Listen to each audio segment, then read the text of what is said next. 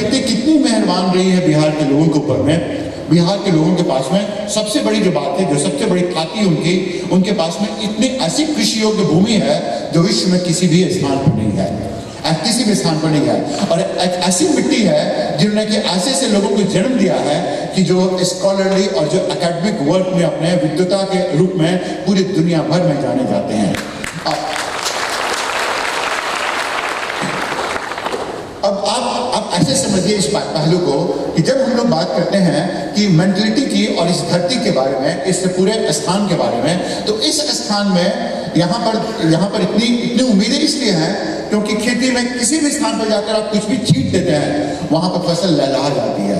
तो लोगों के पास में इतना अधिक समय तब भी बचा रह जाता है कि वह लोग क्या कर सकें, वह लोग आसानी से बातचीत कर सके, चिंतन कर सके, सोच सकें, बहुत से ऐसे क्रियाकलाप कर सकें।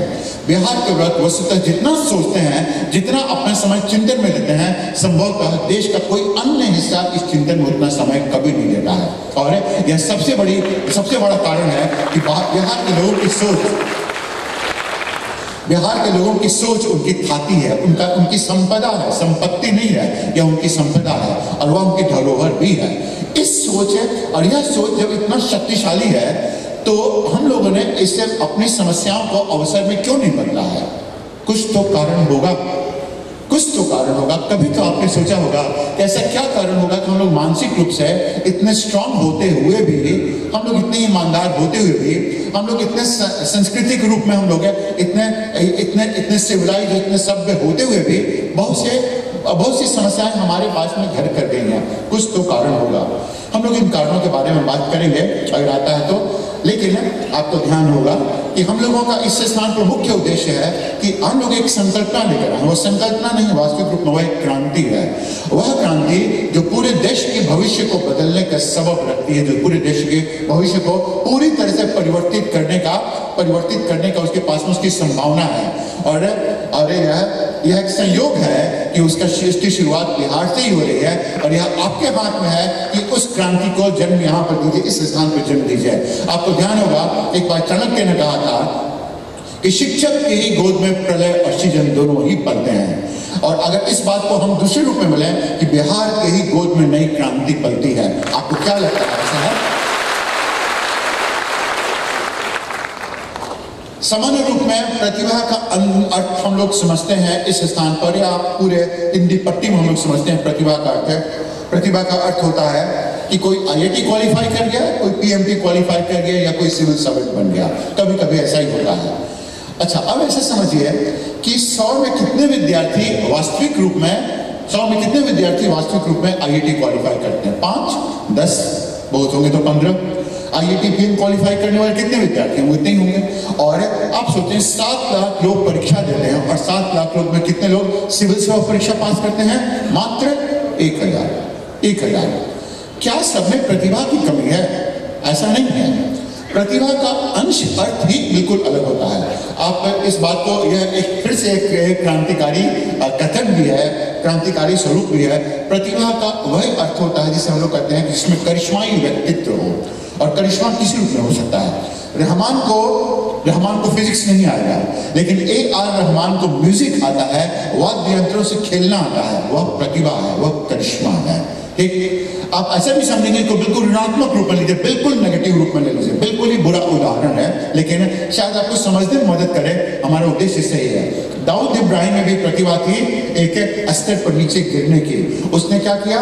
ऐसे करके उसने क्या किया? अंडरवर्ल्ड में अपनी साख बना ली। वह भी एक प्रकार की प्रतिभा है। उसने उसको पॉजिटिव स्वरूप नहीं दिया, यह बिल्कुल अलग बात थी, लेकिन वह भी एक प्रतिभा थी, करिश्मा है।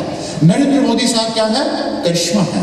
अगर इस तरह की अगर बात आप समझें तो कभी किसी भी समय पर बिहार में इस तरह के कितने लोग आए, ललित नारायण मिश्र और आपके खुद लालू यादव भी करिश्माई ही थे, क्योंकि चाहे जैसे भी थे, लेकिन उनमें वैसी एक प्रतिभा थी जिसके आधार पर उन्होंने पूरे के पूरे बिहार को अपने कदमों में रखा।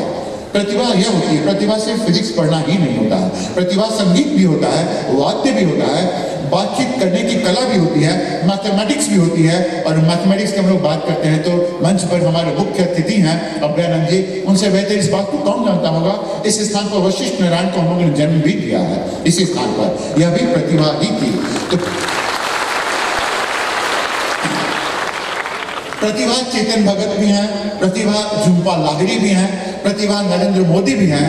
इनके पास में कोई डिग्री नहीं है, IIT की तैयारी नहीं की उन्होंने, PMT की तैयारी उन्होंने नहीं की है। प्रतिभा रहमान भी हैं, सचिन तेंदुलकर भी हैं, अमिताभ बच्चन भी हैं, और अगर आपने देखा होगा अनुराग बासु भी हैं। अगर आपको ध्यान होगा, अनुराग बासु अमिताभ बच्चन की एक झलक पाने के लिए 3-3 दिन तक उनके घर के सामने इंतजार करते थे, और आज वही अनुराग बासु क्या कर रहे हैं, अमिताभ बच्चन को लेकर एक फिल्म का निर्माण कर रहे हैं। उनके निर्देशक हैं अनुराग बासु। ठीक, आप ऐसा सोचिए, अभी प्रतिभा ही है, यह जुनून है, यह प्रतिभा ही होती है। अभी किसी ने कहा है कि कभी भी सफल होने के लिए जुनून चाहिए, लेकिन जुनून किस दिशा में है?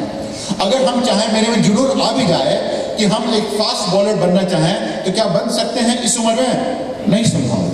कितना भी जुनून आ जाए, हम एक तेज गेंदबाज नहीं बन सकते हैं। कितना भी जुनून आ जाए, एक बैट्समैन नहीं बन सकते हैं। कितना भी जुनून आ जाए, टेनिस के खिलाड़ी नहीं बन सकते हैं। जुनून से सिर्फ एक समस्या का समाधान होता है, इससे सारी समस्याओं का समाधान नहीं होता है। हमारे पास में विडंबना है कि हमारे पास में टैलेंट भी है, हमारे पास में सोच भी है, हमारे पास में समय भी है, हमारे पास में दुनिया का सबसे मीठा जल हुआ करता है, हमारे पास में दुनिया की सबसे उर्वर भूमि है, हमारे पास में ही हम लोगों ने ही सोचिए, डॉक्टर आर एस शर्मा को जन्म दिया है, डॉक्टर कंवर साहब को जन्म दिया है इस स्थान पर, हम लोगों ने जन्म दिया, डॉक्टर LK झा को जन्म दिया है, हम लोगों ने जन्म दिया है, अभयानंद जी को जन्म दिया है, और हमारे जितने गुरुवर हैं इस स्थान पर, VS दुबे है इस स्थान पर, डॉक्टर रासबिहारी सिंह है, उनको भी हमने जन्म दिया है। अब आप समझिए, कुछ ऐसी बात तो होगी हमारे मन में आती होगी जिसकी वजह से कि हम आगे की ओर नहीं बढ़ पा रहे हैं, और हमारा जो मान और सम्मान है बिहार के लोगों का या हिंदी बेल्ट के लोगों का, कहीं ना कहीं वह कुचला जा रहा है। सिर्फ इस पर सोचने की बात है।